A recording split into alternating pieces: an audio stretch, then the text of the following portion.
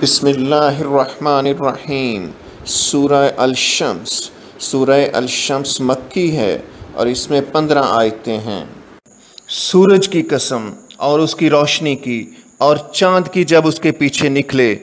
اور دن کی جب اسے چمکا دے، اور رات کی جب اسے چھپا لے، اور آسمان کی اور اس ذات کی جس نے اسے بنایا، اور زمین کی اور اس کی جس نے اسے پھیلایا، اور انسان کی اور اس کی جس نے اس کے اعضاء کو برابر کیا، پھر اس کو بدکاری سے بچنے اور پرہیزگاری کرنے کی سمجھ دی کہ جس نے اپنے نفس یعنی روح کو پاک رکھا وہ مراد کو پہنچا، اور جس نے اسے خاک میں ملایا وہ خسارے میں رہا۔ قوم سمود نے اپنی سرکشی کے سبب پیغمبر کو جھٹلایا۔ جب ان میں سے ایک نہایت بدبخت اٹھا تو خدا کے پیغمبر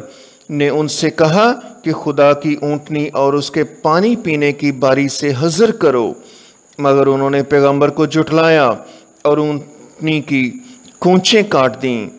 تو خدا نے ان کے گناہ کے سبب ان پر عذاب نازل کیا